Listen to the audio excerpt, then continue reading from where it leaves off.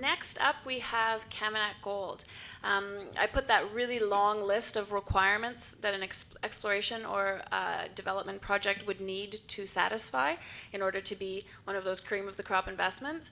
And I've been to the coffee project several times. I've followed this story for longer than Eira has been with it.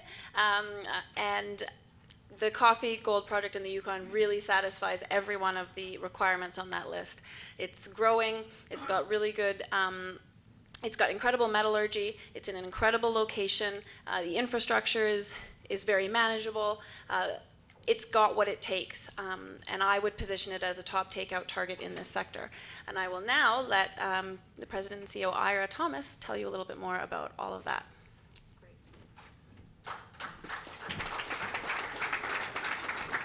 Thank you very much, Gwen. Kaminak is also very pleased to be participating today in this forum, and it's great to see such a high level of attendance, especially on an early Saturday morning.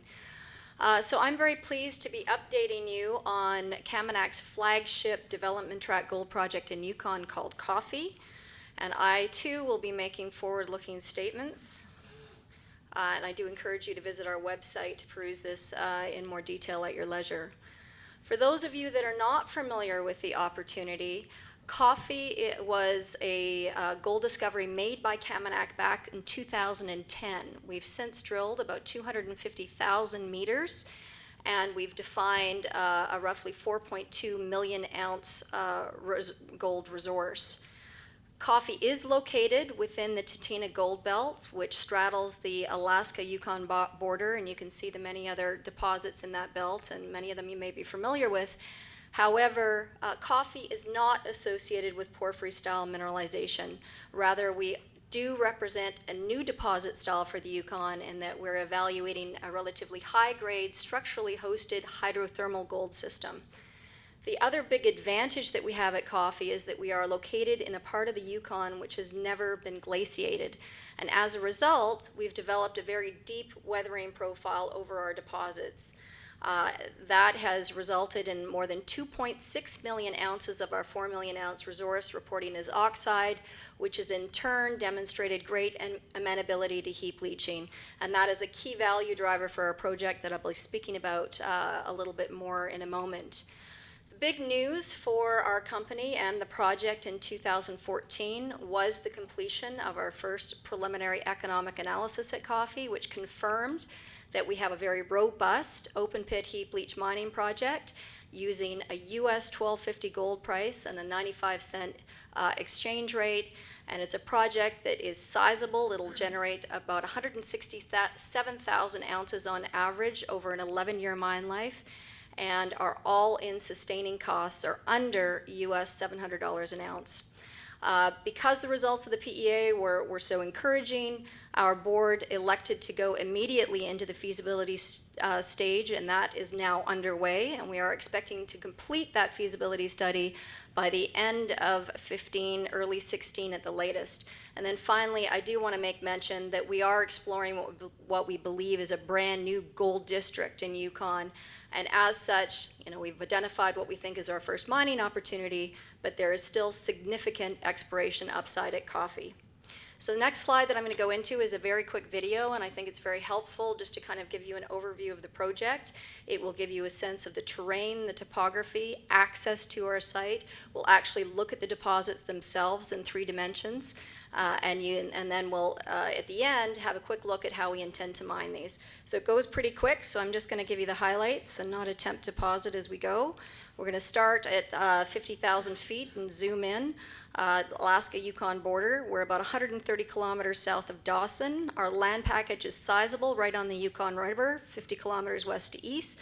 We have included the cost to build a permanent access road to our site in our PEA, but to date, we benefit from commercial barge access and a road. The deposits themselves are shown on this slide, more than 12 discoveries. The bulk of the resource, however, is in 4 deposits. You can see highlighted in those circles. Again, note the topography here. It's quite flat. This is high-level plateau. What we're going to do now is look at the mineralization in 3 dimensions, and we're going to fly underground, and you can see basically that this is all one mineralizing system. We believe all of these deposits ultimately connect, and they're open along strike and to depth. And as we come around, you'll see our current 43101 resource, and I'll talk more about that in a moment. And then we're going to highlight in red the oxide ounces that we really have targeted for our first mining opportunity. And what we'll do now is flip back up to surface, and what you see is the Lurch-Grossman pits that were used in our PEA. In red, roughly 2.1 million ounces of targeted oxide mineralization for mining. When we apply an 88% metallurgical recovery, that gives us roughly 1.86 million ounces of gold production over 11 years. Looking at the economic highlights from the PEA, our base case scenario is shown highlighted in that gold column.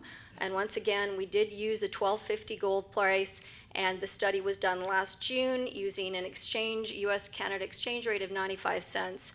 Our fuel costs going into this PEA were also about $1.16 a liter for diesel. So we're feeling very comfortable that the assumptions going into this PEA by today's standards are quite conservative.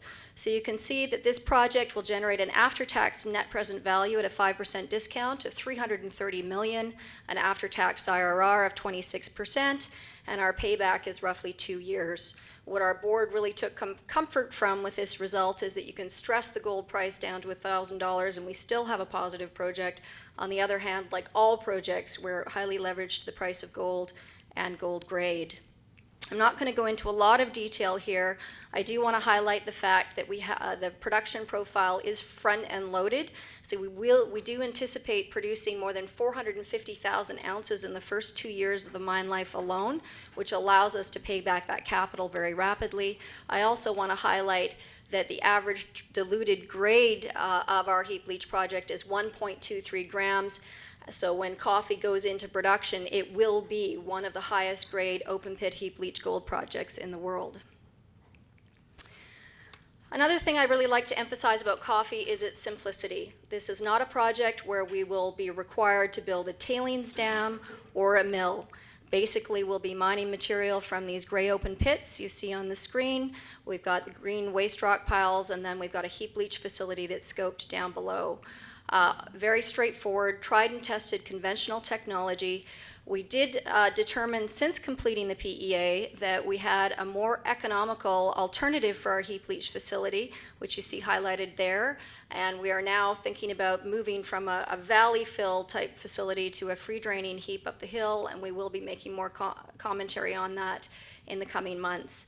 The other question we get a lot about with Coffee is infrastructure, and you can see that though we don't currently benefit from a road to our site, we are surrounded by good access in general, and we do benefit from barge access and an existing road that connects our barge landing site to our deposits. The intention is to build a road longer term, and that has been included in the costs from our PEA. This is just showing you our barge access site. The road itself, we were able to build that 23-kilometer road for just over $1.2 million. This is an area of the Yukon that you really can construct roads very cost effectively, so it's an easy place to work. Our pre-production capital costs are currently estimated at about $300 million. This is assuming a 100% owner-operated scenario where we buy everything brand new off the shelf. There's a lot of detail behind these numbers, and we did include a contingency as well. And we are now actively working to see if we can't influence some of those numbers downward. So I think probably the most surprising metric to come out of the Coffee PEA in 2014 was the fact that we are delivering very low all-in sustaining costs. You know, this is a project in northern Canada. The assumption is that our costs will be high. In reality, we're under $700 an ounce, giving us a more than 42% margin. The reason that we're able to deliver such low all-in sustaining costs is twofold. I've already spoken about our grade. We will be one of the highest grade open pit heap leach gold mines in the world. The other big value driver here is metallurgy. And what you're looking at here is a graph from our Supremo deposit. Our Supremo deposit accounts for 70% of the ounces in our current PEA. And what you're looking at in the blue and red lines is the half-inch and 1-inch crush respectively. You can see the rapid uptake of gold. We get 94% gold recovery in only 40 days of leaching, with very low reagent consumption and no agglomeration. Because we had such encouraging results at the half-inch and 1-inch crush, we've now elected to collect coarser material and the results of that will feed into our feasibility study. We are anticipating that we should be able to eliminate one or more stages of crushing in our final feasibility study.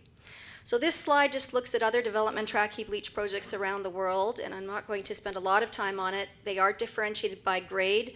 Purple is under a gram, yellow is over a gram. So obviously coffee is amongst a very small peer group of high-grade open pit heap leach projects. The second takeaway here is that most of these projects are located in places like Mexico, Western US, West Africa, or Eastern Europe.